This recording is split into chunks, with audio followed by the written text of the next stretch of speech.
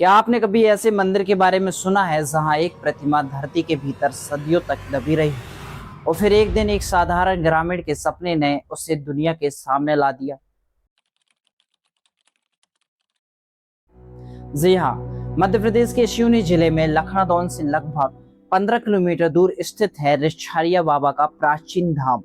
आज इसके आसपास छोटे छोटे गांव बसे हुए हैं, लेकिन मंदिर का परिसर आज भी शांत और एकांत वातावरण में स्थित है। यहाँ पहुंचते ही ऐसा महसूस होता है जैसे समय की रफ्तार अचानक धीमी पड़ गई हो। यह कोई साधारण मंदिर नहीं, इतिहासकारों के अनुसार यह स्थान लगभग 10वीं शताब्दी के एक महत्वपूर्ण पुरातात्विक धरोहर है। यही कारण है कि मध्य प्रदेश पुरातत्व विभाग इसे संरक्षित स्मारक के रूप में वर्षों से संरक्षित कर रहा है। मंदिर की गर्भगृह में स्थापित है काले पत्थर से निर्मित भगवान विष्णु की अष्टभुजी प्रतिमा। इस प्रतिमा की कलात्मक देखकर अंदाजा लगाया जा सकता है कि इसे बनाने वाले शिल्पकार कितने कुशल रहे होंगे। मंदिर परिसर में आज भी कई प्राचीन मूर्तियां और अवशेष दिखाई देते हैं जो एक गौरवशाली अतीत की कहानी सुनाते हैं। लेकिन सबसे बड़ा प्रश्न यह है कि ये मूर्तियां यहाँ आई कहाँ से? स्थानीय मान्यताओं के अनुसार मंदिर के पास स्थित तालाब की खुदाई के दौरान कई प्राचीन मूर्तियां और अवशेष प्राप्त हुए थे। जब ग्रामीणों ने इन दुर्लभ प्रतिमाओं को देखा तो उन्हें सम्मानपूर्वक स्थापित किया और धीरे धीरे यहाँ एक मंदिर का निर्माण करा दिया। हालांकि इस स्थान की सबसे प्रसिद्ध कहानी लगभग आज से 85 वर्ष पुरानी मानी जाती है। कहा जाता है कि गांव के एक व्यक्ति को एक रात अद्भुत स्वप्न आया। स्वप्न में रिछारिया महाराज ने प्रकट हुए और उन्होंने एक विशेष स्थान की ओर संकेत करते हुए कहा कि उनकी प्रतिमा धरती के भीतर दबी हुई है और उसे बाहर निकाला जाए। सुबह जब उस ग्रामीण ने यह बात गांव वालों को बताई तो पहले किसी ने विश्वास नहीं किया, लेकिन जब उसने बार बार वही बात दोहराई तब कुछ लोग उसके साथ बताए गए स्थान पर पहुंचे। इसके बाद वहां पर खुदाई शुरू हुई।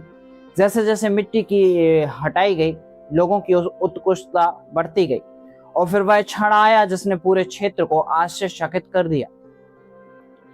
धरती के भीतर से एक प्राचीन प्रतिमा प्राप्त हुई। ग्रामीणों ने इसे साधारण घटना नहीं माना।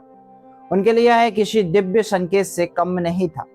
प्रतिमा को सम्मान पूर्वक स्थापित किया गया और उसी दिन से यहाँ पूजा अर्चना का क्रम प्रारंभ हो गया। समय बीतता गया लेकिन लोगों का विश्वास और मजबूत होता गया। कहा जाता है कि जो भी श्रद्धालु सच्चे मन से यहाँ आता है और भगवान विष्णु के स्वरूप माने जाने वाले रिछारिया बाबा की दर्शन करता है, उसकी मनोकामनाएं पूरी हो जाती हैं। यही कारण है कि आज भी दूर दूर से श्रद्धालु यहाँ पहुंचते हैं।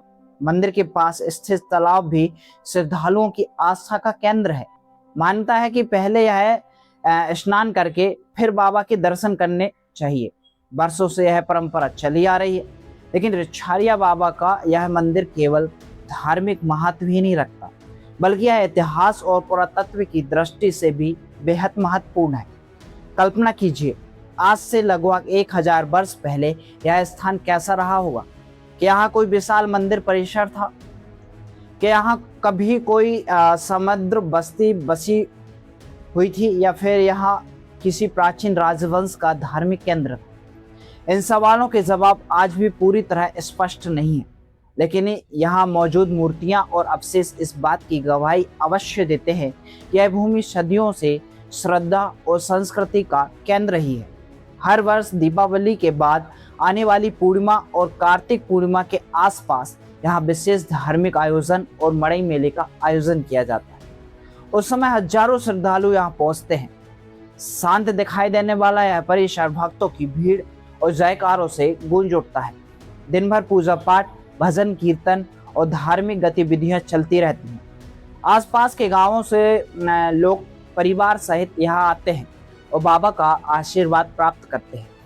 लेकिन चाहे मेले का समय हो या सामान्य दिन, इस स्थान की सबसे बड़ी पहचान आज भी वही रहस्य है, वही सपना, वही खुदाई और धरती के भीतर से निकलने वाली प्राचीन प्रतिमा।